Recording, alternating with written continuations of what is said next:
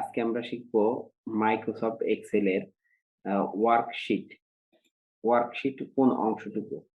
আহ, আমাদের Microsoft Excel open করার পরে উম, উম, বড় যে অংশটুকু আমরা দেখতে পাচ্ছি এটাকে ওয়ার্কশিট বলা হয়। এই ওয়ার্কশিটের প্রত্যেকটা ঘরকে বলা হয় সেল। প্রত্যেকটা ঘরকে বলা হয় কি? সেল। আর প্রত্যেকটা সেলের ইন্ডিভিজুয়াল নাম আছে। নামটা দেখতে পাচ্ছেন, যেমন আমি যে ঘরটা সিলেক্ট করেছি এই ঘরটার নাম হচ্ছে A1।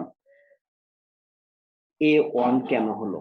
A1 হলো, এ হচ্ছে কলাম, এ হচ্ছে কলাম, আর ওয়ান হচ্ছে রো।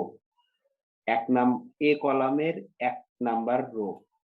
আচ্ছা, এখন আপনাদের মনে প্রশ্ন আসতে বলে উম কয়টা রো আছে কিংবা কয়টা কলাম আছে। সেই কলামগুলো যদি আমরা দেখতে চাই, তাহলে কলাম সংখ্যা আমরা নির্ণয় করতে পারবো কিভাবে, কিংবা সিলেক্ট করি আমরা কলাম কয়টা, লাস্ট কলাম পর্যন্ত যাই।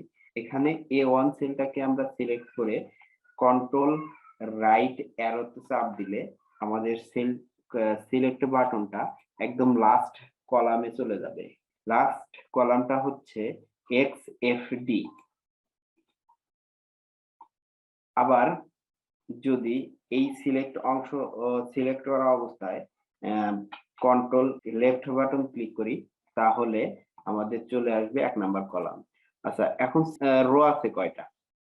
রো আছে হচ্ছে 1 নাম্বার কলামকে সিলেক্ট করার পরে যদি আমরা কন্ট্রোল ডাউন বাটন ক্লিক করি, তাহলে আমাদের লাস্ট রোতে চলে আসবে। রো সংখ্যা আমরা কাউন্ট করব 10,48,576টি রো আছে। এতগুলো রো আছে। আর কলাম আছে হচ্ছে, কলাম সংখ্যাটা মূলত আমরা ABCD দিয়ে কাউন্ট করে থাকি। ABCD শেষে কিভাবে আসছে দেখেন, এরপরে A1, A, A, A, B, AC, এভাবে তারা কম্বিনেশনের মাধ্যমে কলাম সংখ্যা সিলেক্ট করে তৈরি করেছে। তাহলে আমরা এক্সেলে কোথায় কাজ করব? এই ওয়ার্কশিটের মধ্যে। আচ্ছা, শুধু একটা ওয়ার্কশিট না, এখানে আপনি অসংখ্য ওয়ার্কশিট তৈরি করতে পারবেন। কিভাবে ওয়ার্কশিট তৈরি করবেন? এখানে নিচে লেখা আছে ওয়ার্কশিট 1। এরপরে আপনি যদি ক্লিক করেন প্লাস বাটনে ওয়ার্কশিট 2, আমি ওয়ার্কশিট 1 এখানে লিখে দিলাম, ওয়ার্কশিট 1,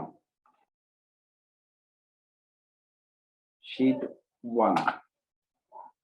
আচ্ছা, এটা এটা হবে হচ্ছে শীট 2, শীট 2। এইভাবে আপনি যত ইচ্ছা তত তৈরি করতে পারবেন। আশা করি আপনারা বুঝতে পেরেছেন। আজকের মতো সবাইকে ধন্যবাদ জানিয়ে শেষ করছি। আর যারা আমার চ্যানেলটি সাবস্ক্রাইব করেননি, অনুগ্রহপূর্বক সাবস্ক্রাইব করবেন।